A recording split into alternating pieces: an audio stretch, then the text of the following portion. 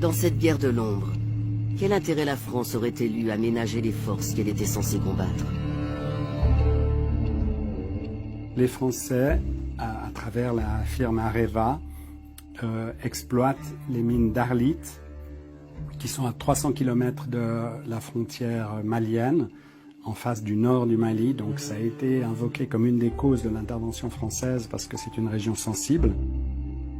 Et en même temps, au sud d'Arlit, il y a d'énormes gisements inexploités d'uranium. Et du point de vue de la France, il y a la volonté de garder la main sur les ressources d'uranium qu'elle n'exploite pas pour le moment ou dont elle retarde l'exploitation, mais pour empêcher d'autres d'avoir accès à ces ressources. Les Français étaient favorables et travaillaient à une certaine autonomisation du Nord Mali, Touareg, par rapport à Bamako. Pour forcer le Sud à accepter, à être plus docile au diktat de la France et dire au Nord, c'est grâce à nous que vous avez cette autonomie, donc on travaille la main dans la main. Donc c'est trouver dans ces deux partenaires des avantages.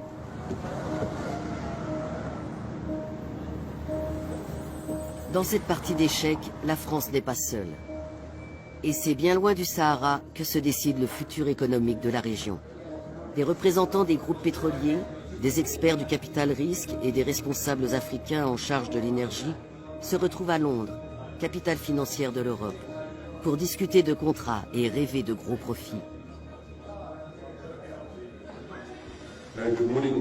Bonjour mesdames et messieurs et bienvenue à ce 11e forum de l'Afrique indépendante. Malgré le chaos, les guerres et les révolutions, l'intérêt des Occidentaux reste considérable pour ce qui pourrait être la plus grande réserve non exploitée de pétrole sur le continent.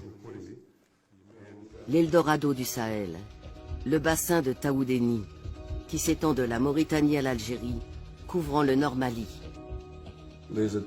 Il existe des gisements en quantité non négligeable, mais dans une zone très vaste, peut-être plus grande que le Texas ou équivalente aux 2/3 de l'Europe. Il y a donc très peu de puits dans cette zone, en tout cas pas assez pour faire une estimation.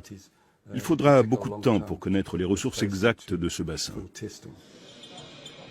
Malgré un déclin récent de l'importation de gaz et de pétrole africain vers les États-Unis, les intérêts des grands groupes énergétiques américains pour l'Afrique n'ont pas diminué. Les besoins de l'Asie et de l'Europe ne cessent de croître. Près de 2000 milliards d'investissements dans le pétrole et gaz africain sont prévus au cours des 2 prochaines décennies.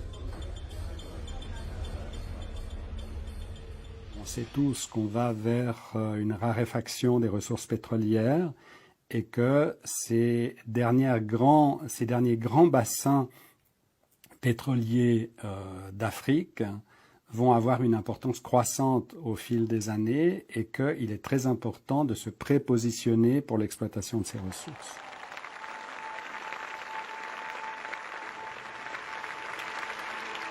En mai 2014, Obama annonce qu'il va consacrer 5 milliards de dollars supplémentaires à la lutte contre le terrorisme mondial.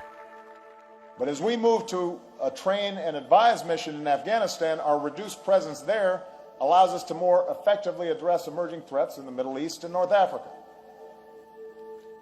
So earlier this year, I asked my national security team to develop a plan for a network of partnerships from South Asia to the Sahel.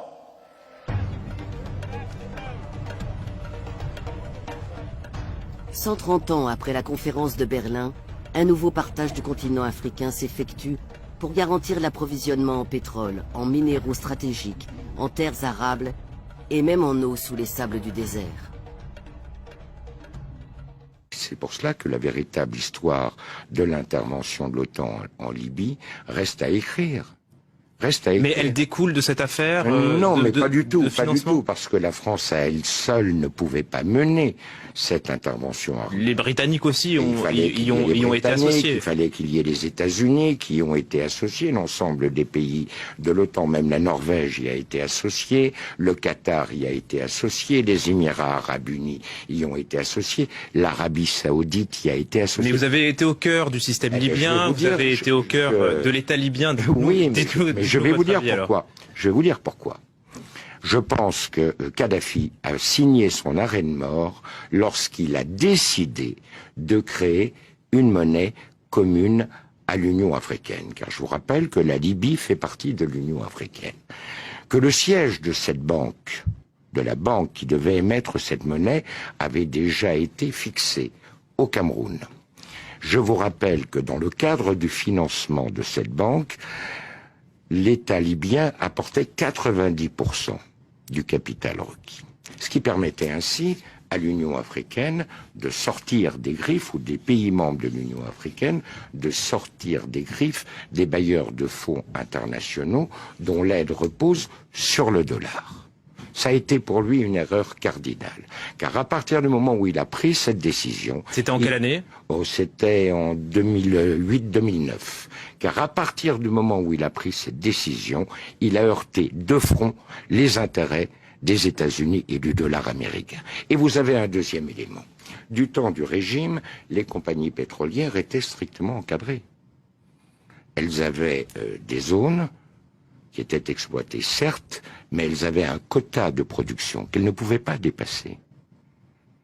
Il y avait des conditions financières extrêmement sévères. Prenez l'exemple de Total. Total devait reverser à l'État libyen plus de 85% du résultat de l'exploitation des zones pétrolières. À partir du moment où le régime tombait, eh bien, chaque compagnie a fait ce qu'elle a bien voulu faire.